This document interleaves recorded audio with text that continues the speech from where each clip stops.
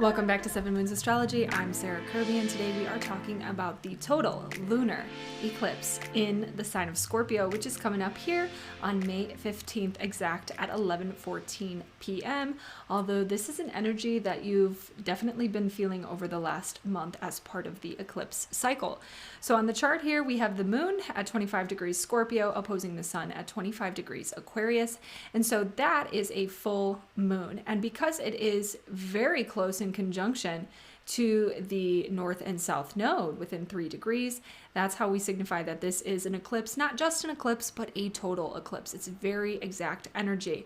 And so in the real world, what this looks like outside of the chart is that the Earth's shadow will be cast on the moon as it sits in between the sun and the moon in such a way that it'll be perfectly aligned. And so the moon will sort of appear red in a sense. It will appear shadowed, darker than it normally does. And that's what the eclipse energy is. This one is going to be, I think, a bit dicey. It has been dicey. It continues to feel dicey. It's not a new change, right? Let me slow down. Scorpio is about permanent change. Scorpio is about permanent, big transformation. Scorpio is about having to die to our old selves and be born anew. And it's that very uncomfortable in-between space between the ending of one life, one stage, and another. It's uncomfortable for the ego, right? It requires that we let go. It requires that we surrender and release control. It requires that we share power with other people in different ways than we're used to. It has us oscillating often between what we fear most and what we desire most, which is that ultimate union and connectivity with God and those feelings of optimism that stand on the other side of some of our most powerful transformations. That's what this eclipse is about. It's about our most powerful transformations. So if you think back to the last new moon in Scorpio, so somewhere around September, October of last year, you began to get a sense, a deep intuitive sense, that something was dying, something was ending, something was changing. And that the truth of what that looked like was very scary. The truth of what that looked like was uncomfortable and difficult to confront, requiring vulnerability that it may have been difficult to face at that time. Now we come here to the full moon in Scorpio, the eclipse, followed just 2 weeks later after that new moon in Taurus eclipse, where we were forced to confront what was really important to us, right? So that new moon eclipse was conjunct Uranus. And so I think what we're facing with here is it's not anything we didn't already know. It's not something that has just happened, let's say, but it's something that has, in a sense, finalized, culminated, and resulted in a necessary, uncomfortable change that's a bigger transformation than we've ever made and is going to require a lot of commitment and maturity from us. Now, what that change looks like and the shocking circumstances that brought it along is different for everybody, depending on where this energy is in your chart, right? But nevertheless, whatever has recently happened, not just happened, but has been building for the past 6 months and came to a big, shocking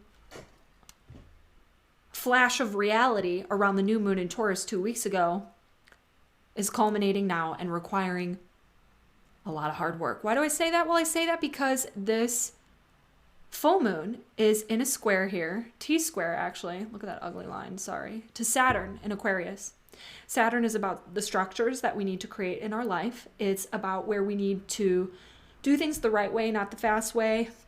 It's where we need to move very slowly and deliberately and with intention and a sense of duty and responsibility and accountability for our choices in the way that we show up and the way that we think. It's in Aquarius. Aquarius is an air sign, so this is about how we think, and it's about our ideas that we hold very rigidly. The reason why I say that is because Aquarius is fixed air. It's fixed air. The Taurus new moon eclipse that we just had was about breaking out of that earth energy, that fixed earth energy of ways that we behave, ways that we think, ways that we rigidly lock ourselves into what we think is the right way. So not just what we think, Saturn and Aquarius, but what we do, the Taurus eclipse. Fixed energy, stuff that's really hard for us to change. Yet, the transformation has to be made because that's what Scorpio is about. Fixed water. Big emotional change is a part of this. Fixed water. Requiring us to put in new structures, requiring us to grow up in a lot of ways, requiring us to grow up a lot of ways. This eclipse could look like, for many people, conflict with authority figures, conflict with men, fatherly figures, people in positions of power, bosses, just authority in general. That's another thing that Saturn represents. So some of what is illuminated now about what needs to change in a way that is uncomfortable for you could, in many cases, be delivered through somebody that embodies that Saturnian energy, but not always, not always. It's just one of the things that is possible here with this energy. But that square makes it pretty tough. Now, the thing that's important to note with this is that it's conjunct the South Node, right? So this eclipse is about the South Node. The South Node is about what we have to move away from, what we are here to let go of, what we are here to let go of, something we don't want to let go of at all, that we have to. Otherwise, we face what we fear most. And if we do make the change, if we do make the big release, if we are willing to let go, then we become closer to our sense of empowerment and what we desire most. What we desire most. So what's the benefit here of this energy? Well, it's this trine, harmonious trine to Mars and Neptune in Pisces. This is what I was talking about when I was talking about the softness and receptivity that is an important part of this eclipse cycle in my Taurus solar eclipse video, which you should check out because it's very much so a part of this story. Mars is the decisions we make, the choices we make, the willpower required to enact the Saturn structures and the sense of responsibility and maturity that we need in order to move forward in a way that is different from what we are supposed to let go of South Node Scorpio to make the big, powerful transformation. Neptune is also, again, about that big surrender, that big release, softening into compassion for oneself and for other people. And I really think that the ticket here is make the choice. Make the choice to let go. That's so hard, right? Oftentimes we build up scenarios in our heads about if they do this, then I'll let go. I'll really know to walk away from this when X, Y, and Z thing happens. I'll change this, that, or the other behavior that I need to change if it results in this. So many times we wait until it's too late. So many times we wait until we're facing consequences that are what we don't want to happen, when we could have caught it earlier by making the choice to let go. Because the letting go isn't the hard part, it's the choosing to let go. It's the choosing to let go. Making the commitment to do that. Making the commitment to be responsible and accountable for yourself in a new way. Making the commitment and the mature choice to let go of a previous identity. Making the commitment and the choice to be brave, Mars, brave enough to let go. That's what I think that this energy is about. So you know what it is, whatever it is that you need to let go of right now. You know what it is. I don't need to tell you. You can check out my forecasts on Instagram. We'll give you a clue about what area of the chart this is aspecting for you, and that will tell you more about the topics and things that you should be letting go of. But by now you already know. By now you already know. Because this is a full moon. It's a culmination. It's something that you got the deep intuitive inkling, Scorpio. You got to peer into what was lying underneath the rug about this issue about 6 months ago. About 6 months ago, something happened that let you know something was going on here. And now we're at the culmination, and it's an eclipse, so it's big, and it's time. So there's some other stuff going on here that can be problematic around this time and that can feel dicey. This is not the nicest energy, I'll be honest. It's not. We've got Chiron and Venus conjunct. Chiron is the wound of self. Chiron is the wound that we're going to carry all our lives, that we'll work to heal all our lives. And as we learn to master that wound, we'll be able to share that healing with other people. That's what Chiron is about. It's an asteroid, the wounded healer. Venus is what is wounded. Venus tells us more about what is wounded in this scenario because they're in very close conjunction within 1 degree. Well, Venus is that Taurus energy and it's the Libra energy. So what is it that has us carrying a wound like that is the most powerful and is causing us to have to transform in a way that we never imagined we would have to because we thought that this was something that was permanent. We thought that this was something that would last the test of time. This Venus thing that is wounded, we thought it was something that was going to be there, that we could rely on, that we could trust, that would be stable, that would be secure, that would be long-lasting, permanent. Scorpio and Saturn. But we find out now, and we probably found out closer to the Taurus new moon that we just had 2 weeks ago, that it's not. And we're stepping into the realization of that now. What are those things? It's the Venus things. Our relationships to other people. Our money and financial systems, and the way that we make money, the way that we share money. Our self-esteem, our image, the way that we dress, our physical body, our relationship to food, the way that we eat. Our beliefs about what is fair and just in relationship.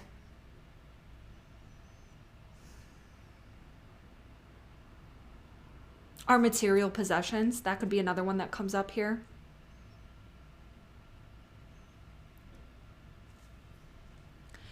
What's going to help us in this scenario? Not just the trine to Saturn and Neptune, but also Jupiter at the same time has just entered Aries. When Jupiter was in Pisces for the past several months, this was the energy of confusion, lack of clarity, kind of playing the victim, being lost in our feelings. It did a lot of good things too, like a deeper sense of oneness with all people in the universe and spirituality and hope. Those things were all possible, but the downsides of that energy, confusion, having a hard time making a choice. Jupiter in Aries is quite different. Jupiter in Aries is that Mars energy.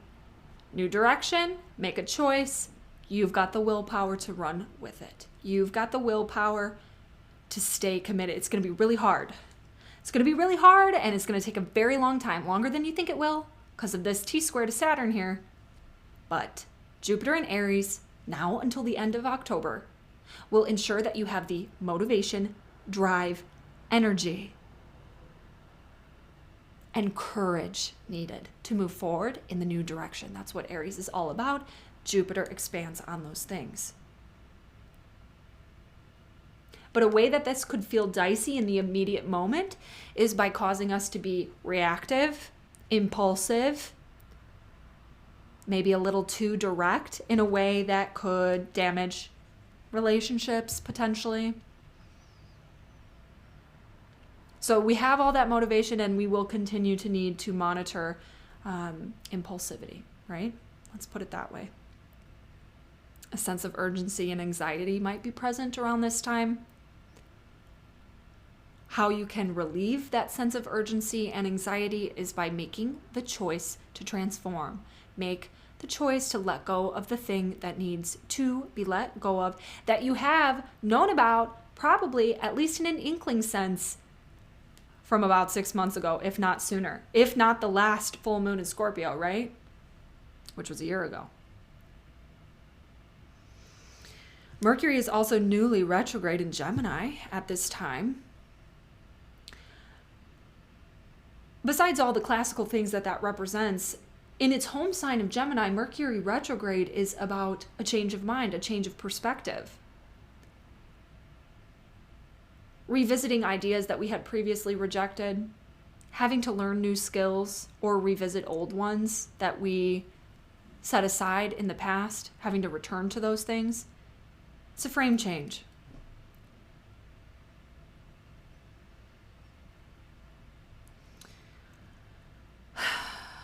What is Scorpio? The other thing Scorpio is about that this could be emerging as right now is like issues related to joint finances, inheritances, investments, taxes, fines, fees, mortgages, loans from the bank, alimony. That's all Scorpio stuff. You could be having conflict.